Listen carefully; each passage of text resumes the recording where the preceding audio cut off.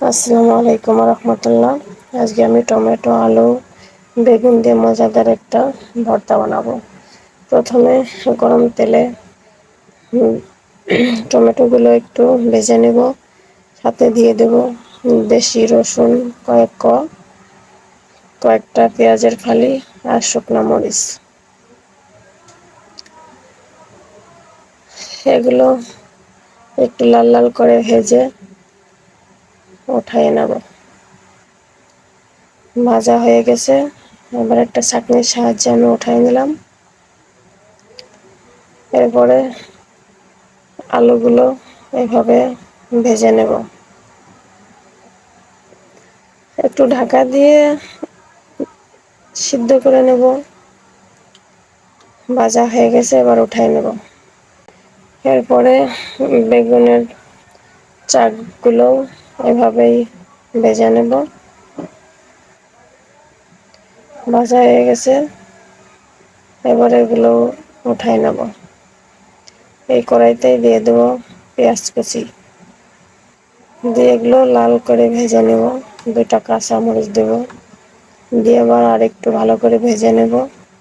এর ভিতরে দিয়ে দেব ভেজে রাখা টমেটো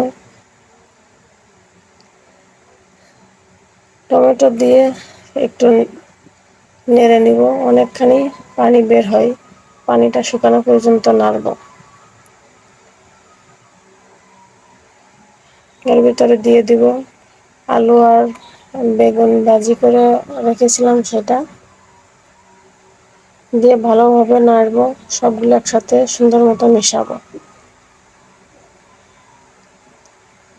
দেখুন, সবকিছু সুন্দর মতো মেশানো হয়ে গেছে।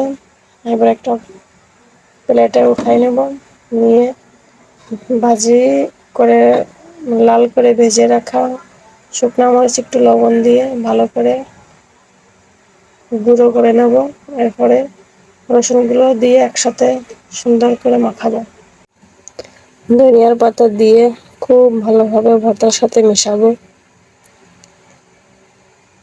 লবণ কম হয়েছিল, একটু লবণ দিয়ে নিলাম,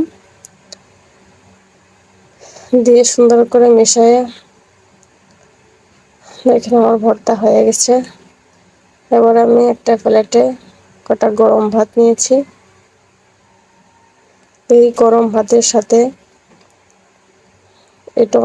এইভাবে টমেটো ভর্তা খুবই মজা লাগে। আপনারা এভাবে বাসায় বানিয়ে খেতে পারেন, ইনশাল্লাহ ভালো হবে।